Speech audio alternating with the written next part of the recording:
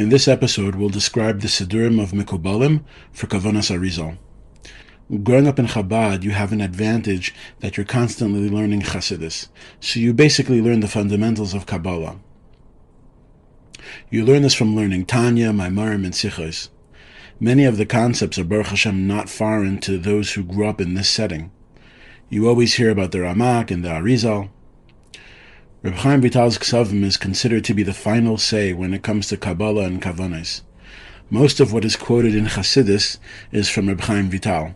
However, many Mekubalim from Europe rely on the Ksavim that were saved by some of the other students of the Arizal. Because of this, sometimes there are different minhagim amongst Mekubalim, whereas those, for example, as the Rashash, they only relied on the Ksavim of Reb Chaim Vital, as the Arizal actually said. So why do other Mekubalim or other sects of Chasidim rely on the Ksavim from the Chaverim? The answer is given by the Lubavitcher Rebbe, who said in his Sikha in Parshas Azinu 1982, since the Magid of Mezrich gave explicit haskama on using those Sfarim.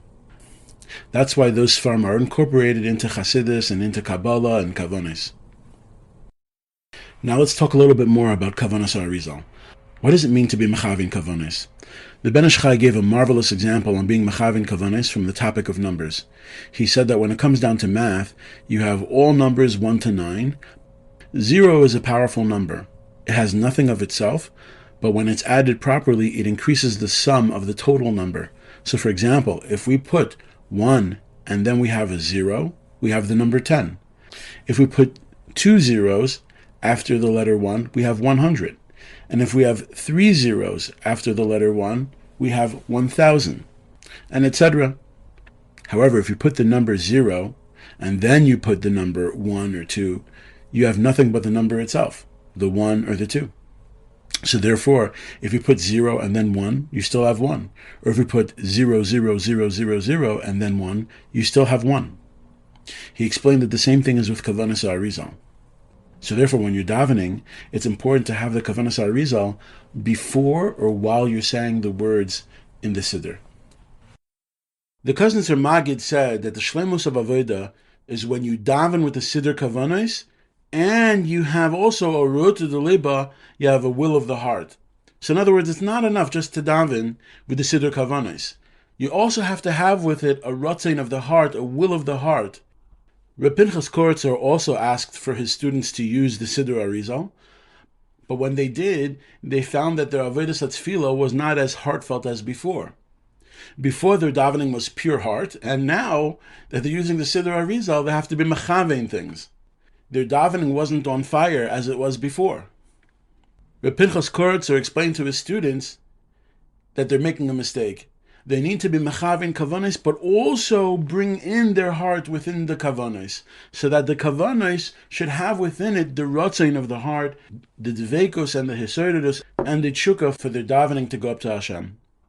And there's a mashal on this, that a person that davens in this way without the rotzain of the heart and the dveikos and the hisoridus to be mekusher to Hashem is like a person that has a tasty food in front of them, but they never eat it. They just look at the food. Obviously, someone that begins learning Kavanos Arizal, they'll have to stop from time to time and understand the Kavanah of the Tefillah as it pertains to that particular Tefillah. The Baal Shem Tov explained that Tefillah needs Dveikos. Now, interestingly enough, the Mezritcher Magid was a Mekubal before he met the Baal Shem Tov. But after he met the Baal Shem Tov, everything changed for him. One time, the Mezritcher Magid was davening with somebody who remembered how he would daven before he met the Baal Shem Tov. So he asked the Mezritcher Magid, we used to daven together all the time. Why do you take so long to daven now? I don't understand. Why such an arichus?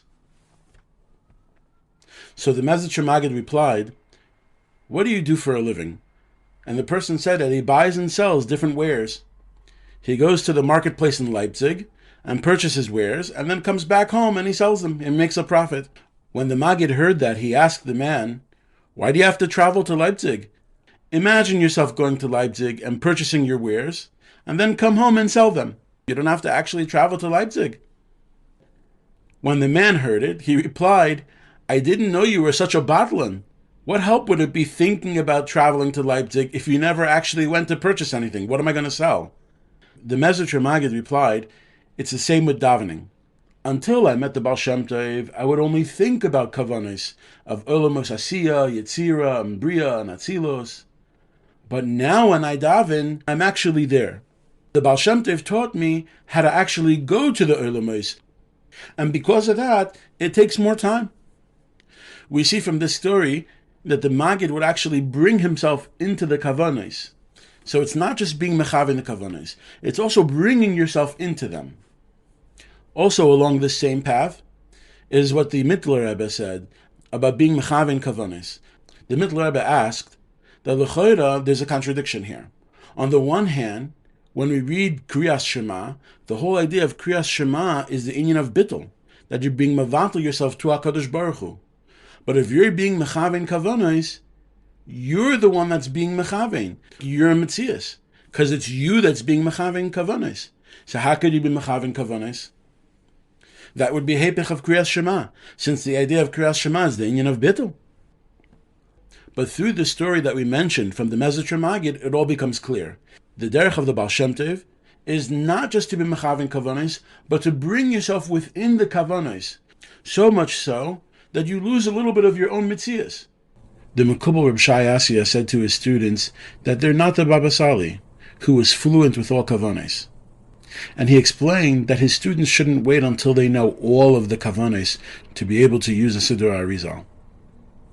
Rather, be mechavein what you could. The great Mekubal, the Baal Pas Asada, said to his students that they should have kavanah and tefillah for anything that they learned in Kisvei Arizal, and not wait till they know all of the kavanos in the Sidur. The main thing is to be mechavein what you know, and slowly you'll build on that. Reb Mordechai Sharabi Zichrono Livracha said that it's best to learn all of the kavanos and go over them until you're baki in them, and then do them by heart, so that the Sidur is only there as an aid. He also said that anyone who's beginning this study should be mechavein any kavanah that they know. They should have a Sidur and be mechavein the kavanah that they know, and don't wait until they know the whole Sidur. They say that the Mekubal Harav Motzapi Zichrono Livracha wanted to be mechavein all of the kavanos at once, right when he started to learn them. But he got very, very weak, because the kavanos are very, very long, and it could be a difficult thing to do in one shot. The proper derech is to learn and gain more and more over time. Now, there is something called Tilas Hashem, which is what Chabad uses, and Tilas Hashem is Nusach Arizal. Nevertheless, it's not a Sidur of kavanos. And at one point they say that the Tehillas Hashem did have all of the kavanos inside of it, but the Alter Rebbe took out the kavanos and left in what he felt was shaykh to everybody. If you're going to make a Siddur for everybody, it has to be a Siddur that everyone could easily understand without problem. It would definitely be easier to start off with the Sidurei Tzadikim like Reb Shavtai and Reb Asher and the Sidur of Mishnas Chasidim, and the Sidur HaRashash is much more extensive. And even though it's much more extensive, one can see actually that the Sidur HaRashash is sometimes clearer than the Sidurei Tzadikim because of the order that the Rashash gave to Kisvei Ari. A lot of times within Kisvei Ari, there are kavanos which seem to conflict. However, through Kisvei HaRashash, the way the Rashash explained things, he put everything in an order where everything makes sense. So sometimes the Sidur HaRashash, even though it's more extensive, it's a little bit clearer. Nevertheless, it's much more extensive. So if you do have time, it's definitely kedai to use the Sidur HaRashash. After all, as we mentioned earlier, the Rashash is a nitzutz from the neshama of the Arizal, and he was Megala Kisvei Ari like no other before him. I would add to this also that, as you see by all the apps require you to update. So too, when you're learning kavanos, even though you might understand the kavanos of Shema, the kavanos of the Amidah, of Nefilas Apayim, and etc., you'll still need to update your system. You'll still need to update your understanding of the kavanos every once in a while and go over them. And when you update the kavanos, your understanding of them becomes even greater and more richer and more full. Other people like to daven from the older version of Torah Or for various reasons. One reason is because it explicitly writes out the Shem Havaya. It's important to know, though, that this technique of writing Yud Yud is al pi Kabbalah. And the idea of showing the Yud Yud is to tell you that you need to be mechavein two shemos, Shem Havaya and Shem Adnai, and be meshalev them. You have to weave them together so that it would be Yud Aleph K Dalid, Vav Nun K Yud, beginning with a Yud and ending with a Yud. That's why it's signified by two Yuds. So really the Yud Yud is more al pi Kabbalah than just simply seeing the Shem Havaya. But again, we're talking about the Sidur Arizal, such as Sidur Reb Shavtai Rashkover, used by the Baal Shem Tov or his students, the Sidur Reb Asher Margulis, used by Pinchas Koritzer and many others, the Sidur Reb Yaakov Kopel, which includes wonderful biurim on Kavanas Arizal, and you also have today the Sidur Aramchal, and they even printed a Sidur of Mishnas Chasidim, which is the Kavanas, as Rabbi Manuel Chayrichi explains the Kavanas. And then there's the Sidur HaRashash, which was put out by the Rashash and his students. And it's important to know that there's a great difference between the Sidurei Tzadikim, which is basically all the Sidurim that we mentioned up above, and the Sidur HaRashash. The great student of the Rashash, the Toras Chacham, Reb Chaim de la Rosa, Zichron Livracha, understood that even the Rashash would agree that if a person found that the Kavanis of the Rashash are too difficult and too long, it is okay for him to rely on the Pshutei HaKavanis, which are explained in other Sidurim. Pshutei HaKavanis means that you basically take everything how it seems to be explained in the simple words of the Arizal.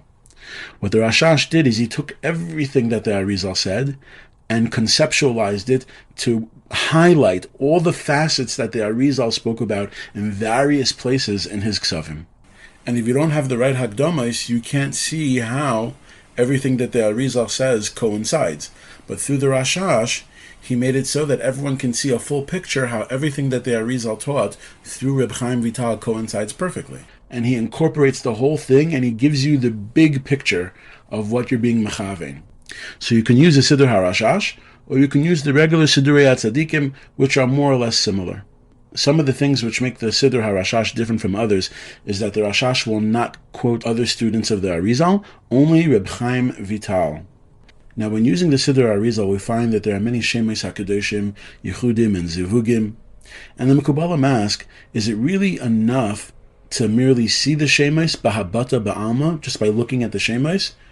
Or do you have to do more than that? One of my teachers, Reb Avram Nissim Neroyer, taught that it's best not to look at each letter of the Shemes. This is probably the Mesorah of Reb Saria Divlitsky, the Baal Petach Einayim, that learned under Reb Mordechai Sharabi and others. He explained that it's better to look at the whole kavana and not at the individual letters. And according to Reb Chaim Shol Dweck, he mentioned that you could be mechavein by glancing at the kavanas in one glance, as if you're looking at a picture, and not have to look at every detail. So just like you see a picture, you see a full picture of trees and mountains, so too when you're mechavein kavanas, you look at the picture of all the Shemos HaKadoshim that are there, and you're mechavein the kavanas while looking at them. The great Mekubal Rav Ovadia Hadaya said that one should really intend the pu'ula that is to be done, and then to be mechavein the Shemos. He actually said that it was best if one actually reads the koteres, the headline of each kavana, and then go on to see the Shemos and to be mechavein the Shemos. The Rashash wrote that he would usually be mechavein the kavanas Baal Peh until he wrote it down. In the Sefer Kinyan Peres, it's written that the Rishonim were like Malachim, and they didn't really need a Sidur, but later generations did need a Sidur to be mechavein all the Shemos HaKadoshim. The great Mekubal, the Baal Shem and Sasain, wrote that even the first pasuk of Shema, can be said by looking inside the Sidur if a person needs to be mechavein the kavanas. And the reason for this is because the closing of the eyes is really al pi pshat, but if someone wants to be mechavein kavanas ha'arizal, al pi soid, then it's mutter for them to look inside the Sidur and be mechavein kavanas. And interestingly enough, the Mekubalim had the tendency to go fast in kavanas. The kavana is not to stay all day and to daven all day. Of course, halavai yispal adam kol hayom. But when it comes down to it, the Mekubalim had the tendency to go fast in their kavanas.